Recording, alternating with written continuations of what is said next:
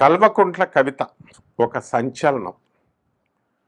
అలాగే కేసీఆర్ గారి మొత్తం రక్తాన్నే కాకుండా ఆయన యొక్క వాక్చాతుర్యాన్ని, వాగ్ధాటిని, అలాగే ఆయన తెలివితేటల్ని పుణికిపుచ్చుకున్నటువంటి ఆణిముత్యం. తెలంగాణ జాగృతికి సంస్థాపకురాలుగా, ఒక ఉద్యమకారిణిగా బయలుదేరి, ఒక ఉద్యమకర్తగా ఆ పోరాటాన్ని తీసుకెళ్ళి తెలంగాణ అస్తిత్వానికే ఒక చిహ్నంగా ఆమె చూపించి, ఈ రోజున ఒక రాష్ట్రానికి, అదే రాష్ట్రానికి, ఏ రాష్ట్రాన్ని అయితే సాధించుకోవడానికి ఆమె ముఖ్య పాత్ర వహించిందో అదే రాష్ట్రానికి సీఎం కాబోయేటటువంటి పావులు కదుపుకుంటూ వస్తూ, మరి ఈ రోజున ఆమె ఒక తనదైనటువంటి పార్టీని తనదైనటువంటి శైలిలో మరి ఆమె ఈరోజు ఆవిష్కరింపజేశారు. ఇదంతా కూడా ఆమె ఆలోచన విధానాన్ని కనుక మీరు చూసినట్లయితే, ఆమె మొదటి నుంచి కూడా మనకి బిఎన్ఆర్ కాలేజీలో చదువుతున్నప్పటి నుంచి నాకు తెలుసు, ఒక ప్రొఫెసర్గా నేను. అలాగే ఎప్పుడు కూడా తను ఒక తనదైనటువంటి శైలి, ప్రత్యేక శైలి. She uses to be always different అనమాట. And her thinkings also will be different. చూడండి, ఈ రోజున ఆమె ఆ తెలంగాణ టిఆర్ఎస్ పార్టీ తెలంగాణ రాష్ట్ర సేవ అనేటటువంటి పార్టీని మళ్ళీ తన తండ్రి వారసత్వాన్ని తీసుకొస్తూ, తన తండ్రి స్థాపించినటువంటి అదే పార్టీని పేర్లతో అబ్రివేషన్స్ టిఆర్ఎస్ వస్తుంది.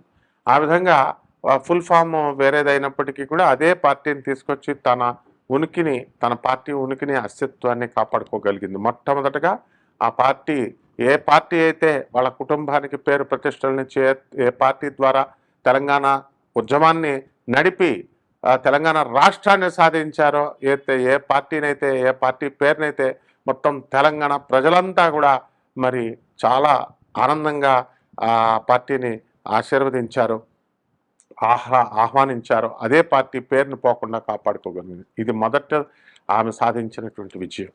ఆమె జాతకాన్ని కనుక మనం పరిశీలించినట్లయితే, ఆమె 1/1/1978 సంవత్సరంలో పుట్టింది.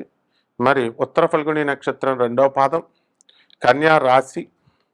మరి ఆ పుట్టినప్పుడు ఆమెకి రవి మహాదశ శేషంలో పుట్టింది. 3 సంవత్సరాల 6 నెలల 11 రోజులు ఆ యొక్క రవి మహాదశ శేషం. సో పుట్టుకతోనే ఆమె, పుట్టినప్పుడే కేసీఆర్ గారు రాజకీయాల్లో ఉండడం, అలాగే ఒక ఎమ్మెల్యేగా, ఒక ఎంపీగా, కూతురుగా ఆమె పెరగడం ఆ రవి మహాదశ కాలంలోనే జరిగింది. ఇకపోతే ఆమెకి లగ్నంలో మీన లగ్నమైంది. మీన లగ్నం ఎప్పుడు కూడా చేపలాగా, పరమైన చేపలాగా చాలా ఫాస్ట్ అనమాట. ఆమె ఆలోచనలు కూడా ఎవరో తట్టుకోలేరు, ఆ తర్వాత ఆమెను అంచనా వేయలేరు.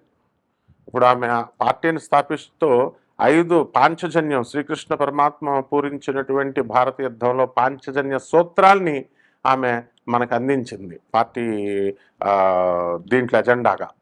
ఇప్పుడు ఆ పంచసూత్రాలు ఎవరు అనగానే మనము జవహర్లాల్ నెహ్రూ వస్తాడు. 5 ఫండమెంటల్ ప్రిన్సిపల్స్, 5 ఆ పంచసూత్రాలతో రెవల్యూషన్, గ్రీన్ రెవల్యూషన్ తీసుకొచ్చింది ఆయన.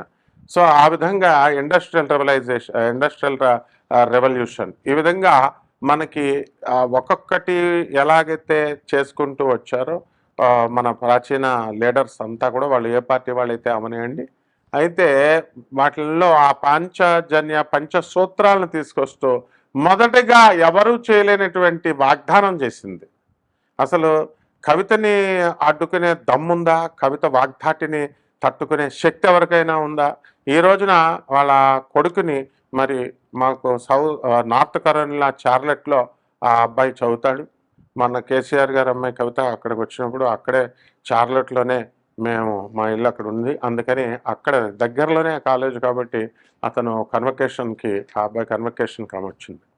మరి ఆమె అక్కడ అమెరికన్ విదేశీ విద్యా విధానాలన్నింటినీ కూడా ఆకలింప చేసుకొని ఆమె ఏం చేసింది, మీరు ప్రైవేట్ స్కూల్లో అన్నా చదివించుకోండి, లేకపోతే గవర్నమెంట్ స్కూల్స్లో అన్నా చదివించుకోండి, మొట్టమొదట విద్యకి నేను ఫస్ట్ ప్రాతిపదికగా నేను చక్కటి ప్రాధాన్యతనిస్తూ నేనేం చేస్తానంటే, ఆ విద్యా విధానంలో ఉన్నటువంటి వాళ్ళందరికీ కూడా ఫ్రీ ఎడ్యుకేషన్ ఇచ్చేస్తాను అన్నారు.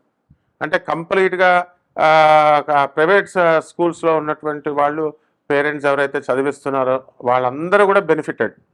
అంటే మరీ కార్పొరేట్ స్కూల్స్లో పెద్ద పెద్ద ఫీజులు తీసుకుంటూ ఇంటర్నేషనల్ స్కూల్స్లో చదువుతున్నప్పుడు ఒక మార్జిన్ ఏదో పెడతారు, గవర్నమెంట్ మానిటరింగ్ పెడతారు. ఆ విధంగా ఫీజెస్ హైక్ కూడా రెగ్యులేషన్ చేస్తారు. ఇంతవరకు ఏ సీఎం చేయలేకపోయినటువంటి పనిని ఆమె చేసి చూపించే విధంగా ఏ కలెక్టరు చేయలేకపోయాడు రెగ్యులేషన్. అందులో అది ఆమెను అభినందించాలి మనస్ఫూర్తిగా మనం. ఎందుకంటే ప్రైవేట్ వాళ్ళు 30%, 10% చేసుకుంటున్నారు.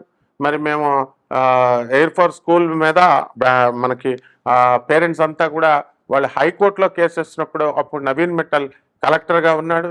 ఆవిడ ఏమంటారండి, వాళ్ళు 10% పేరెంట్స్ అండ్ మీరు స్కూల్ స్టాఫ్ కలవండి, కలిసి పేరెంట్ కమిటీ ఉండి టీచర్స్ అందులో ఉండి మీరు ఒక అండర్స్టాండింగ్కి రండి అంటారు, అంతే. Is this the way of solving the problems? ఆ తర్వాత మనకి సినిమా యాక్టర్లను మనం తీసుకున్నప్పుడు శివాజీని మరి వాళ్ళంతా కూడా వాళ్ళ పిల్లల్ని చదివించినప్పుడు కొన్ని స్కూల్స్లో పెద్ద ఫీజులు ఎక్కువ ఫీజులు ఉన్నాయని స్ట్రైక్ చేశారు. ఏమన్నా రెగ్యులేట్ చేయగలిగారు? ఏ డిస్ట్రిక్ట్ కలెక్టర్ అయినా, ఏ సీఎం అయినా, ఏ ఎడ్యుకేషన్ మినిస్టర్ అయినా ఎవరు చేయలేకపోయారు. మరి అదేవిధంగా ఇటీవల ఒక పేరెంట్స్ ఈ సంవత్సరం 2026 సంవత్సరంలో ఒక నెల క్రితమే పేరెంట్స్ పాపం ఒక ఆడ స్త్రీ, ఒక మామూలు స్త్రీ మహిళ, ఆమె వాళ్ళ పిల్లల్ని అక్కడ చదివిస్తూ కూడా హెరాస్ చేస్తారని తెలిసినా సరే, మేనేజ్మెంట్ హెరాస్ చేస్తారని తెలిసినా సరే కూడా మరి ఎడ్యుకేషన్ని ఆమె పోరాడింది. ఏంటి ఫీజులు ఏంటి, ఏమన్నా వెండి ఫీజులా, బంగారం ఫీజులా? స్కూల్ పుస్తకాలు కూడా కొనమంటారు, 18,000 చెప్తారు. పాత పుస్తకాలు ఉన్నవాళ్ళు పేరెంట్స్ అంతకుముందు ఉన్నటువంటి సిబ్లింగ్స్కి పెద్ద పిల్లలు చదివింది చిన్నపిల్లలకి ఇవ్వాలి, వాళ్ళు వద్దంటారు అని. ఇవన్నీ నేను పరిష్కరిస్తాను, అంతేగాని వెటకారంగా 12 లక్షల ఫీజు డొనేషను, 4 లక్షల ఫీజు, 10 లక్షల ఫీజు కడితే ఇవిడ ఫ్రీగా ఇచ్చేయగలుగుద్దా, మొత్తం రాష్ట్రం అంతా ఇచ్చేయగలుగుద్దా అంటే ఇచ్చి తీరుతుంది ఆమె. ఖచ్చితంగా ఇచ్చి తీర్చేటటువంటి రాజకీయ పరిణతి ఆమెకుంది. ఆమె మేము మొదటి నుంచి కూడా మేము చూస్తున్నాము.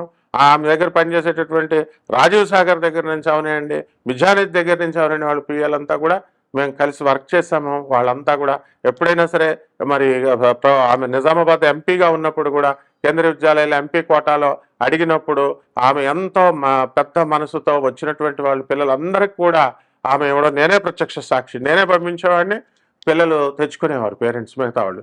వేరే అదర్ ఎంపీస్ మా కోటా పూర్తి అయిపోయిందనో, లేకపోతే మా దగ్గర జెండాలు మోస్తావా అని, ఏమన్నా జెండాలు మోస్తాను. తిరుక్కావలూరు వేణుగోపాల్ అని ఉన్నాడు, ఇప్పుడు విద్యానిధి వాళ్ళ మేనమామ, ఆమె పిఏ మేనమామ. మరి మల్లారెడ్డి గారి దగ్గరికి వాళ్ళ దగ్గరికి వెళ్తే నువ్వేమైనా జెండాలు మోసావా, మా కార్యకర్తలకు ఇచ్చుకోవాలా, మా ఇంటి దగ్గర బాసనలతోనేమా మేము ఇచ్చుకోవాలా, మేము వేరే వాళ్ళకి ఇచ్చుకోవాలి కదా అంటూ చాలామంది ఎంపీలు తప్పించుకున్నారు. బట్ వేరే కవిత మాత్రము కంపల్సరీ ఎడ్యుకేషన్కి ప్రాధాన్యత ఇస్తుంది అన్నదానికి నేనే మొదటి సాక్షి. ఆ తర్వాత రెండవగా ఆమె విద్యా విధానానికి ఎందుకింత ప్రాధాన్యత ఇస్తుంది అంటే, గురుడు మిథున రాశిలో మనకి అర్ధాష్టమంలో ఉన్నాడు. సరిగ్గా మనకి 2 జూన్ 2026 సంవత్సరం నుంచి కర్కాటక రాశిలోకి వస్తున్నాడు. ఇంకా మా ఆలోచనలు బలీయమై బ్రహ్మాండమైనటువంటి నిర్ణయాలు, గైడ్లైన్స్ అన్నీ కూడా రాస్తుంది. ఇకపోతే రెండవ ఎజెండాలో ఆమె సెకండ్ పాంచజన్య సూత్రము, పంచసూత్రాల్లో రెండవది ఏంటంటే, మనము ఈ యొక్క ఆరోగ్యానికి రాజశేఖర రెడ్డి గారు ఆరోగ్యశ్రీ పథకాన్ని ఇచ్చారు, ఇంప్లిమెంట్ చేశారు. ఇప్పుడున్న గవర్నమెంట్స్ అన్నీ కూడా ఓకే, గుడ్. అయితే ఆ యొక్క దానికి అది కొంత పరిమితి వరకు వైట్ రేషన్ కార్డు వాళ్ళ వరకు మాత్రమే పరిమితమైంది. అది ఉపయోగించుకునే వాళ్ళు కొంతమంది ఉపయోగించుకుంటారు, అందరూ ఉపయోగించుకోరు. But highly benefited. ఈ విషయంలో మాత్రము ఆయన తీసుకున్నటువంటి నిర్ణయాలు, ఆ తర్వాత వచ్చినటువంటి కంటిన్యూస్గా దాన్ని అమలుపరుచుకుంటూ వచ్చినటువంటి మిగతా సీఎంలు కూడా అద్భుతంగా మనం చేశారని చెప్పొచ్చు.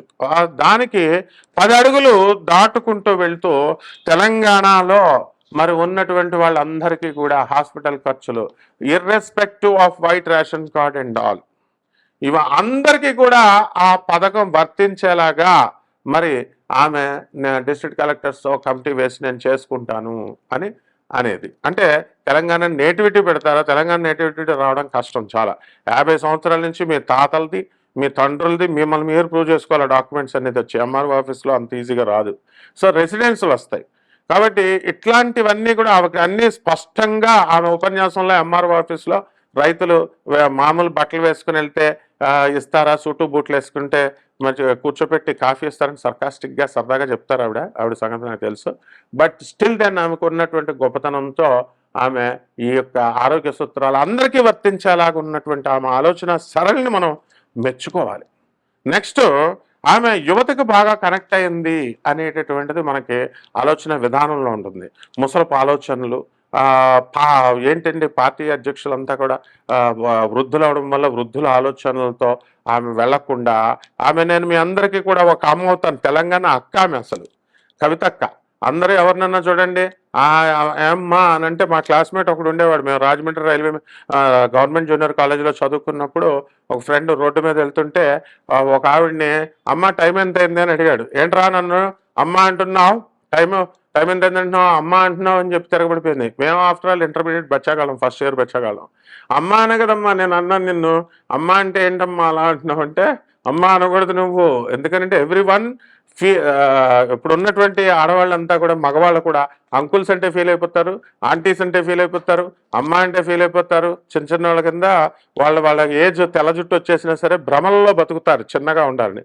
కానీ ఒక స్టెప్ ఇంకా ఆమెకి ఏజ్ ఉండి తెలంగాణ అక్కగా అందరూ పిలుస్తున్న తరుణంలో ఒక అడుగు ముందుకేసి, నేను మీ తెలంగాణ ప్రజలందరికీ కూడా అమ్మని, నేను జేబు చూడను, నేను కడుపు చూస్తాను, మొత్తం చదువుకున్నటువంటి నిరుద్యోగులందరికీ 4 లక్షల ఉద్యోగాలు ఒకే ఒక నోటిఫికేషన్తో కొట్టుబడేస్తాను, ఇచ్చేస్తాను అని చెప్పారు. ఇది నెక్స్ట్ ఎజెండాలో ఉన్నటువంటి పాయింట్. ఇది అంటే ఎంప్లాయ్మెంట్ అనేటటువంటిది ఉమెన్ ఎంపవర్మెంట్ కోసం అండ్ యూత్ ఎంపవర్మెంట్ కోసం ఆమె తీసుకున్నటువంటి నిర్ణయాలు యువతకు బాగా కనెక్ట్ అయింది.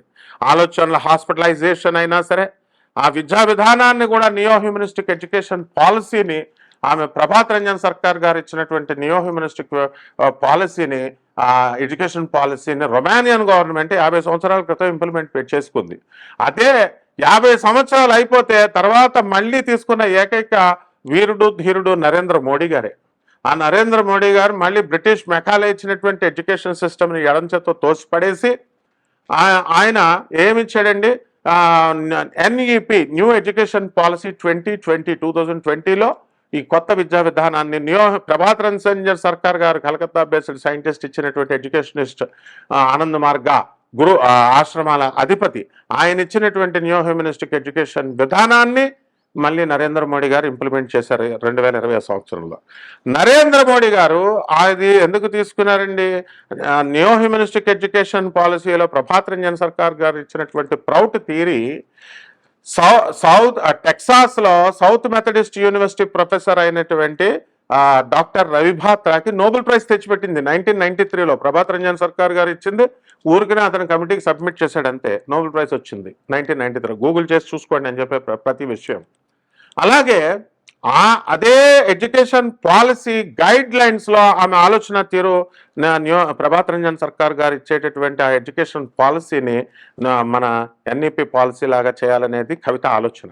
వాళ్ళ తండ్రి గారు అయినటువంటి కేసీఆర్ గారు ఎంత తెలివైన వాడంటే, ప్రభాత్ రంజన్ సర్కార్ గారు ఇచ్చినటువంటి ఏ రోజునో చెప్పాడు తెలంగాణ వస్తుందని. ఆయన ఏం జ్యోతిష్కుడు కాదు, సాక్షాత్ శివుడు.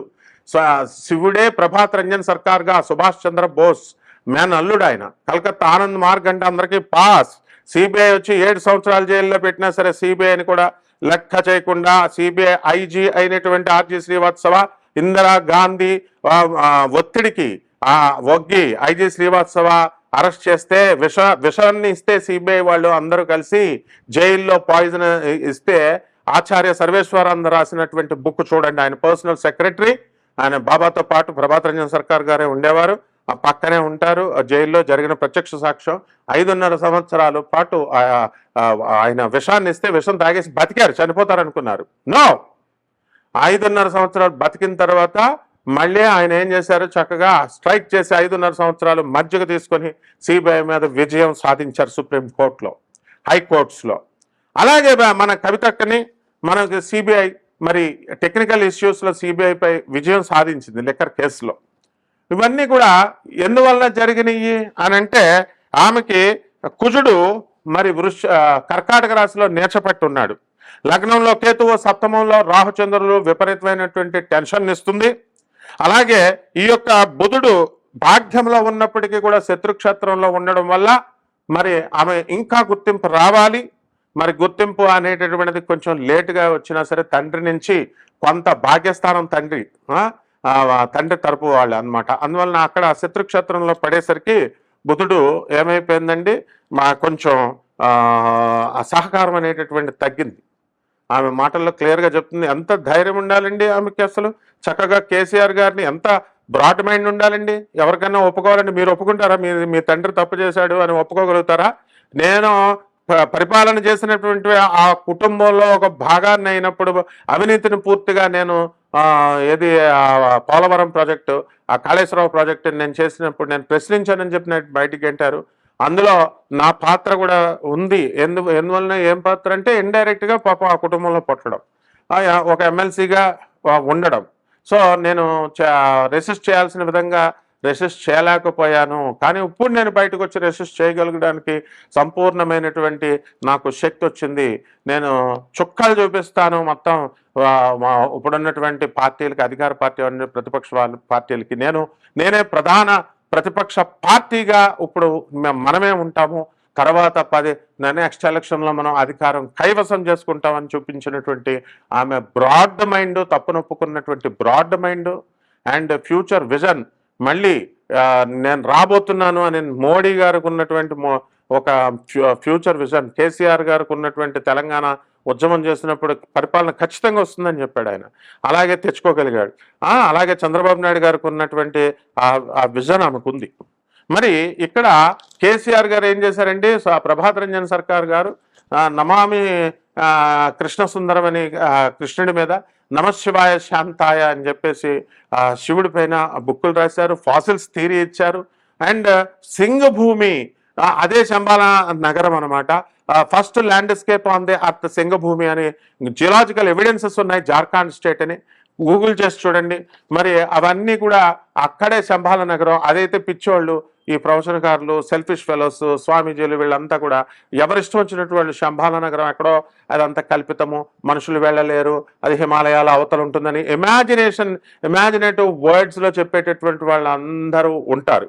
అటువంటి ఇమాజినేషన్ కాకుండా సహేతుకంగా ర్యాషనల్గా ఆలోచిస్తూ సైంటిఫిక్ అవుట్లుక్తో, లాజికల్ కన్సిస్టెన్సీతో మన కవితక్క ముందుకెళ్తోంది. కాబట్టి నేను ఒక తల్లిగా నేను మీ అందరికీ జాబులు ఇస్తాను, కడుపు చూస్తాను, నేను జేబులు చూడను అంటూ వాళ్ళందరికీ కూడా హామీలు ఇచ్చింది. ఇప్పుడు 1/1/1978 సంవత్సరంలో పుట్టిన ఆమె 3 సంవత్సరాల 6 నెలల 11 రోజులకి రవి మహాదశ శేషమైపోయింది. ఆ తర్వాత చంద్రమహాదశ శేషం 10 సంవత్సరాలు 2013కి వచ్చేసాం. అలా మనము కుజ మహాదశ, రవి మహాదశ, గురు మహాదశలు దాటుకుంటూ ఇప్పుడు ప్రస్తుతం గురు మహాదశలో ఉంది. 13/7/2016 ఇవన్నీ దాటుకుంటూ ప్రస్తుతానికి గురుడులో రవికి వచ్చారు. గురుడులో రవి మార్చి నెలతో అయిపోయింది. 24వ తేదీ మార్చి 2026 సంవత్సరంలో గురుడితో రవి వెళ్ళిపోయాడు. ఇప్పుడు గురుడిలో చంద్రుడు గజకేసరి యోగము. అందువలన ఆ యొక్క యోగాన్ని, అధికారాన్ని కైవసం చేసుకునేటటువంటి ఆ యోగంలో గురుచంద్ర పీరియడ్లో ఈమె పార్టీని స్థాపించడం జరిగింది. ఇది 27 జూలై 2027 సంవత్సరం వరకు ఉంటుంది. కాబట్టి ఈ విధంగా ఉన్నటువంటి గ్రహస్థితిని బట్టి ఆమెకి అవకాశాలు అనేటటువంటివి ఖచ్చితంగా ఆమె ఈ కాలంలో మినిస్టర్ అవడం పెద్ద గొప్పే ఉందండి. ఎంపీ అవడం, ఎమ్మెల్యే అవడం, మినిస్టర్ అవడం అది కాదు ఆమె టార్గెట్. ఆమె తెలంగాణ ప్రజలకు ఏదో చేయాలి నేను, ఎందుకంటే ఆల్రెడీ లబ్ధి పొందాను నేను, మా కుటుంబం అంతా కూడా. ఓకే, మేము ప్రజలకు ఇవ్వాలి. రైతుల్ని పట్టుకుంది, రైతులకు కూడా ప్రతి రైతుకి కూడా మేము కేసీఆర్ గారు ఇస్తున్నారు అనుకోండి, ఇప్పుడు రేవంత్ రెడ్డి గారు కూడా కంటిన్యూ చేస్తున్నారు. స్టిల్ దెన్ ఇంకా బ్రాడ్గా మనం ఇద్దాము అని చెప్పి వాగ్దానాలు చేశారు. కాబట్టి ఎజెండా ప్రజాకర్షణమైనటువంటి పథకాలతో బ్రహ్మాండంగా ఉంది. మీరేం కంగారు పడక్కర్లేదు, అవన్నీ ప్రాక్టికలా కాదా అని. తమిళనాడులో ఇవ్వట్లేదండి, ఇంటికో టీవీ, ఇంటికో ఫ్రిడ్జ్, ఇంటికో ఇళ్ల స్థలం. కేవీకే చెప్పాడు విజయ్ తలపతి, ఇంటికొక కారు, ఇంటికొక ఇది అంటూ స్టాలిన్ చెప్తాడు, ఇంటికొక ఎవరు పెళ్లి కాని వాళ్ళకి పిల్లలు పెట్టి పెళ్లి చేసేస్తామంటాడు. ఈ యొక్క అన్నాడీఎంకే పార్టీలో రాజకీయ నాయకులకి హామీలు ఇవ్వడానికే ఉంది, తెగిస్తారు. కానీ కవిత ఇచ్చేటటువంటి హామీలు అలాంటివి కావు, ఇవి వెరీ ప్రాక్టికబుల్గా ఉన్నాయి. కాబట్టి తెలంగాణ మేధావులందరినీ కూడా చక్కగా ఆమె అడ్రస్ చేస్తూ ఆడవాళ్ళని అందరినీ సమైక్యంగా తీసుకెళ్తూ ముందుకు నడుపుతున్నటువంటి అధినేత అయినటువంటి మా శిష్యురాలైనటువంటి కవిత ఖచ్చితంగా విజయాన్ని సాధిస్తుంది. తాను అనుకున్న లక్ష్యాలు నెరవేరాలని చెప్పి మనస్ఫూర్తిగా నేను ఆమెను ఆశీర్వదిస్తున్నాను. శుభమస్తు.